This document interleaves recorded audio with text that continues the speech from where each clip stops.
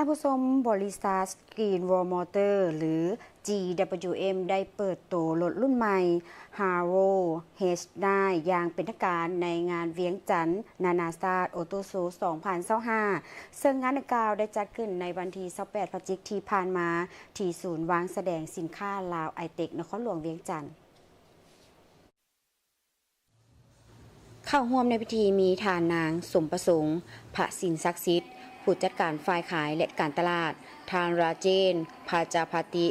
ผู้จัดการการบริการและอะไหล่พนักงานบริษัทและสื่อมวลชนเข้าร่วมท่านนางสมประสงค์พระสินศักดิ์สิทธิ์ได้กล่าวว่า GWM มีวิสัยทัศน์ที่จะเป็นยี่ห้อรถยนต์ระดับโลกเพื่อสร้างอนาคตด้วยสโลแกน Touch with more love World with more light ยุทธศาสตร์ของบริษัทคือการมุ่งมั่นขยายตัวแทนจำหน่ายทั่วโลกโดยผ่านการขยายระบบนิเวศและการเข้าใจผู้ใช้งานให้ลึกซึ้งพร้อมสุ่มใส่การเป็นผู้นำในรถพลังงานใหม่และเทคโนโลยีที่ฉลาด GWM มีศูนย์ค้นคว้าวิจัยและพัฒนา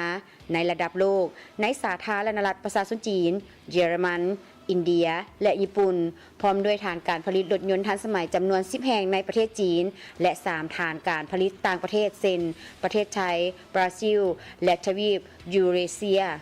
นอกจากนี้ยังมีโรงงานประกอบเคดีหลายแห่งในหลายประเทศปัจจุบัน GWM มีตัวแทนจำหน่ายหลายกว่า170ประเทศทั่วโลก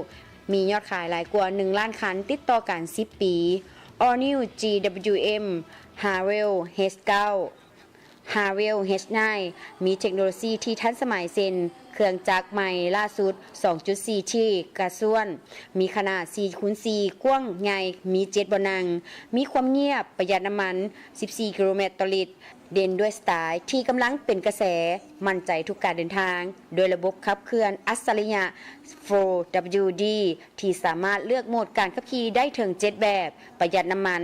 ขับขี่นุ่มนวลสุดยอดสมรรถนะที่แข็งแกร่งเหนือระดับลุยได้ทุกเส้นทางด้วยเครื่องจักรใหม่ 2.4 ลิตรเทอร์โบ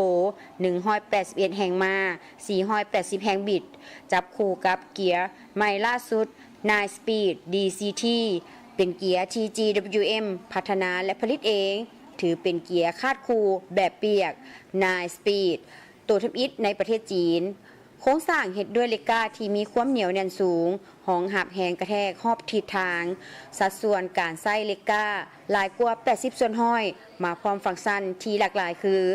ระบบติดจักรสั่งการด้วยรีโมทกล้อง360องศา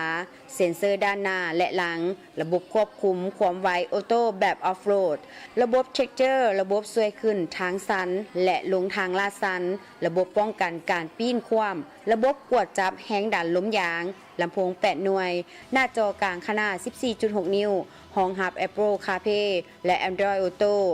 มีถุงลมนิรภัยคู่หน้าด้านข้างและม่านข้างสามารถสากโทรศัพท์แบบบ่ใช้สายและยังมีระบบที่ทันสมัยอื่นๆอีกหลายอย่างขณะที่ราคาขายในระยะเปิดตัวใหม่ในงานเวียงจันทร์นานาชาติออโต้ 2025 ระหว่างวันที่ 18 พฤศจิกายน ที่ 7 ธันวาคม 2025 นี้ที่ศูนย์วางแสดงสินค้าลาวไอเทคนครหลวงเวียงจันทร์นี้แมน